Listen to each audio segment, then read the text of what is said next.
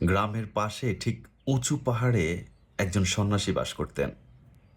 আর গ্রামের সহজ সরল মানুষগুলো প্রতিনিয়ত তার কাছে যেতেন বিভিন্ন রকম সমস্যা, অভিযোগ, অনুযোগ, অসুস্থতা এই সকল বিষয় নিয়ে। এবং যাওয়ার সময় তার জন্য হাদিয়া নিয়ে যেতেন।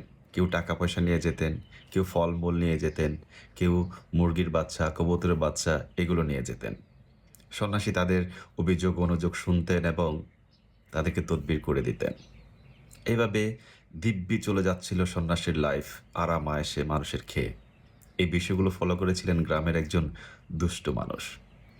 সে ভাবছিলেন, এভাবে আরাম আয়েশে যদি জীবন কাটিয়ে দেয়া যায়, তাহলে এত কষ্ট করে হাড়ভাঙা পরিশ্রম করে জীবিকা উপার্জনের তো মানে নেই। সে সন্ন্যাসীর কাছে গেল এবং সন্ন্যাসীকে বলল, আমাকে দয়া করে মুরিদ হিসেবে গ্রহণ করুন। সন্ন্যাসী বলল, ঠিক আছে বৎস, তুমি আজ থেকে আমার মুরিদ হিসেবে কাজ করো। এরপর সে মুরিদ হিসেবে কাজ করতে লাগলেন। দিনের পর দিন, মাসের পর মাস, বছর পর বছর অতিক্রম হতে লাগলো, কিন্তু সে সন্ন্যাসীর কাছ থেকে কিছুই শিখতে পারল না। একদিন সে বিরক্ত হয়ে বলল, হুজুর, আমাকে তো আপনি কিছুই শেখাচ্ছেন না, আমার তো একটা লম্বা সময় আপনার সাথে পার হয়ে গেল আপনার খেদমতে। সন্ন্যাসী বলল, ধৈর্য ধরো বৎস, কাজ করে যাও। এরপর আরও কিছুদিন সময় গেল, মাস গেল, আরও বছর চলে গেল। এরপর দুষ্ট লোকটি অনেক বেশি বিরক্ত হলো এবং সন্ন্যাসীকে বলল, আপনি আসলে বন্ড, আপনি কিছুই জানেন না, আপনি মানুষকে ঠকিয়ে খাচ্ছেন। এরপর আস্তে আস্তে দুষ্ট লোকটি গালিগালাজ শুরু করলো।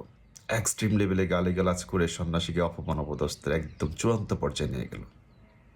সন্ন্যাসী বলল, বৎস, তোমার কি শেষ হয়েছে? দুষ্ট লোকটি বলল, হ্যাঁ, আমার শেষ হয়েছে।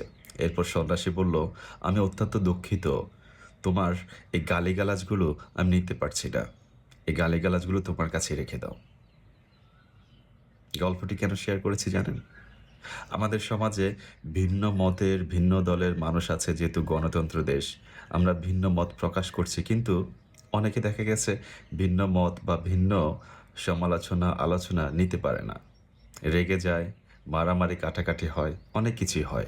সেজন্য যারা ভিন্ন মত বা সমালোচনা নিতে পারছেন না, তাদের এই সন্ন্যাসী থিওরিটা ফলো করা উচিত।